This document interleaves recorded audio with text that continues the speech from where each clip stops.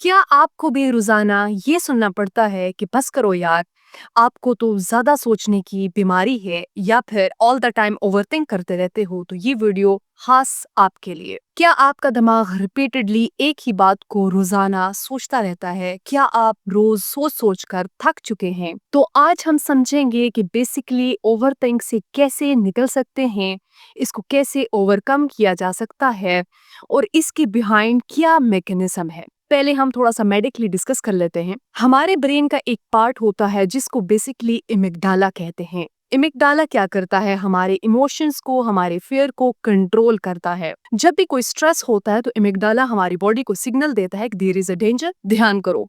तो हमारा ब्रेन कंसेप्टिव उसी बात को बार-बार सोचता रहता है।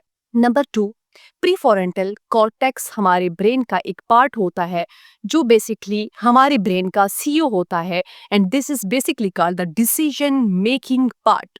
ये डिसीजन लेता है और हमारे थॉट्स को बेसिकली कंट्रोल करता है। एंजाइटी डिप्रेशन की वजह से प्रीफ्रंटल कॉर्टेक्स बेसिकली वीक हो जाता है जिसकी वजह से वो हमारे थॉट्स को कंट्रोल नहीं कर पाता, क्योंकि जब आप कंसेक्टिव 2 हफ्तों तक या फिर इससे ज़्यादा टाइम तक एक ही बात को सोचते रहेंगे, एंजाइटी डिप्रेशन में रहेंगे, तो हमारा प्रीफ्रंटल कॉर्टेक्स वीक हो जाएगा और वो थॉट्स को कंट्रोल नहीं कर पाएगा।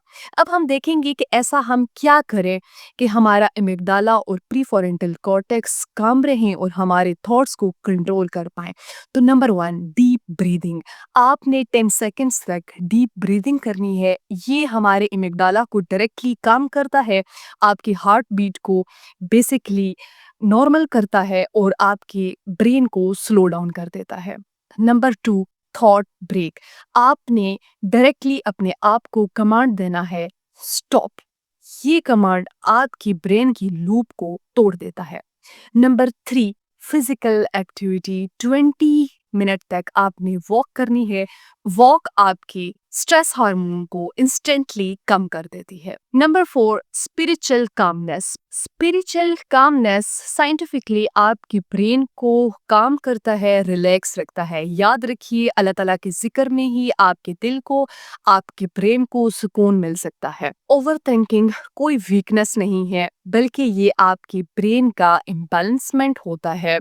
आप ओवरथिंकिंग को कंट्रोल कर सकते हैं। सिर्फ एक राइट डिसीजन से आप अपने ब्रेन का कंट्रोल वापस अपने हाथों में ले सकते हैं, लेकिन एक राइट डिसीजन की देर है। ओवरथिंक से घबराने की जरूरत नहीं है, क्योंकि इसमें सिर्फ इतना ही होता है कि आपका फियर सिस्टम ओवर एक्टिव हो जाता है और लॉजिकल सिस्टम स्लो डाउन हो जाता है। Overthinking stop the moment when you decide to start living. Thank you.